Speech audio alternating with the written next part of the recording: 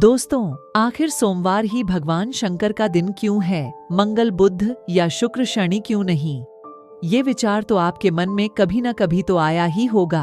दोस्तों, सनातन धर्म में हर दिवस का संबंध किसी न किसी देवता से है। जैसे रविवार को भगवान भास्कर की उपासना की जाती है, मंगलवार को भगवान मारुति नंदन का दिन माना जाता है, कहीं कहीं इसे मंगल मूर्ति गणपति का भी दिवस मानते हैं। बुधवार को बुद्ध की पूजा का विधान है क्योंकि यह शांति का दिवस है। बृहस्पतिवार को कदली वृक्ष में गुरु की पूजा की जाती है। शुक्रवार भगवती संतोषी का दिवस प्रसिद्ध है, तो शनिवार को महाकाल रूप भैरव एवं महाकाली की पूजा संपन्न की जाती है। ठीक ऐसे ही भगवान शंकर सोमवार को सबसे ज्यादा पूजे जाते हैं। हर सनातन धर्मी का आग्रह होता है कि और किसी दिन शिव मंदिर जाए या न जाए, लेकिन सोमवार को दर्शन अवश्य करेंगे। आखिर ऐसा क्यों? शिव के लिए सोमवार का आग्रह ही क्यों? आइए इस पर कुछ विचार करें, परंतु सबसे पहले दिनों की उत्पत्ति के संदर्भ में विचार करते हैं। आखिर सप्ताह के दिन बने कैसे? वास्तव में ये सारे दिवस भगवान शंकर से ही प्रकट माने जाते हैं। शिव महापुराण के अनुसार प्राणियों की आयु का निर्धारण करने के लिए भगवान शंकर ने काल की कल्पना की। उसी से ही ब्रह्मा से लेकर अत्यंत छोटे जीवों तक की आयु का अनुमान लगाया जाता है। उस काल को ही व्यवस्थित करने के लिए महाकाल ने सप्तवारों की कल्पना की। सबसे पहले ज्योतिस्वरूप सूर्य के रूप में प्रकट होकर आरोग्य के लिए प्रथम वार की कल्पना की।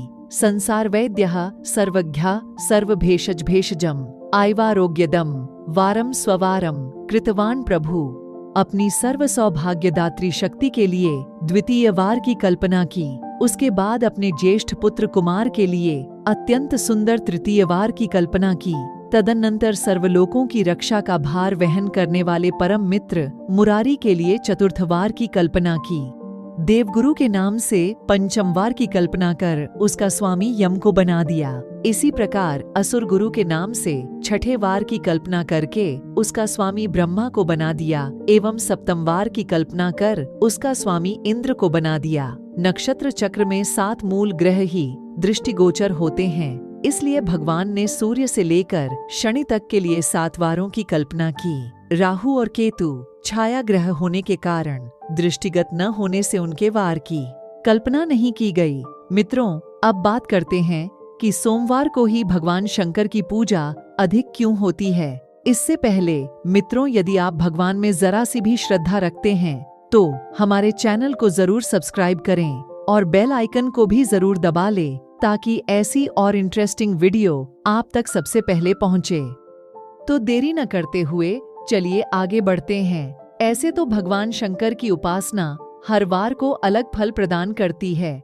पुराण शिरोमणि शिव महापुराण के अनुसार आरोग्यं संपद चैव व्याधिनां शांतिरेव च पुष्टिरायुस् तथा भोगोमृतेर्हा निर्यथाक्रमम्, अर्थात स्वास्थ्य, संपत्ति, रोग नाश, पुष्टि, आयु, भोग तथा मृत्यु की हानि के लिए रविवार से लेकर शनिवार तक भगवान शंकर की आराधना करनी चाहिए। सभी वारों में जब शिव फलप्रद हैं, तो फिर सोमवार का आग्रह क्यों? ऐसा लगता है कि मनुष्य मात्र को संपत्ति से अत्यधिक प्रेम होता है, इसलिए उसने शिव के लिए सोमवार का चयन किया। पुराणों के अनुसार सोम का अर्थ चंद्रमा होता है और चंद्रमा भगवान शंकर के शीश पर मुकुटायमान होकर अत्यंत सुशोभित होता है। लगता है कि भगवान शंकर ने जैसे कुटिल, कलंकी, कामी, वक्री एवं क्षीण चंद्रमा को उसके अपराधी होते हुए भी क्षमा कर अपने शीश पर स्थान दिया, वैसे ही भगवान हमें भी सिर पर नहीं तो चरणों में जगह अवश्य देंगे। यह याद दिलाने के लिए सोमवार को ही लोगों ने शिव का वार बना दिया। अथवा सोम का अर्थ सौम्य होता है। भगवान शंकर अत्यंत शांत समाधिस्थ देवता हैं। इस सौम्य भाव को देखकर ही भक्तों ने इन्हें सोमवार का देवता मान लिया। सहजता और सरलता के कारण ही इन्हें भोलेनाथ कहा जाता है। अथवा सोम का अर्थ होता है उमा के सहित शिव। केवल कल्याणरी शिव की उपासना न करके साधक भगवती शक्ति की भी साथ में उपासना करना चाहता है, क्योंकि बिना शक्ति के शिव के रहस्य को समझना अत्यंत कठिन है। इसलिए भक्तों ने सोमवार को शिव का वार स्वीकृत किया। अथवा सोम में ओम समाया हुआ है। भगवान शंकर ओंकार स्वरूप हैं। ओंकार की उपासना के द्वारा ही साधक अद्वय स्थिति में पहुंच सकता है।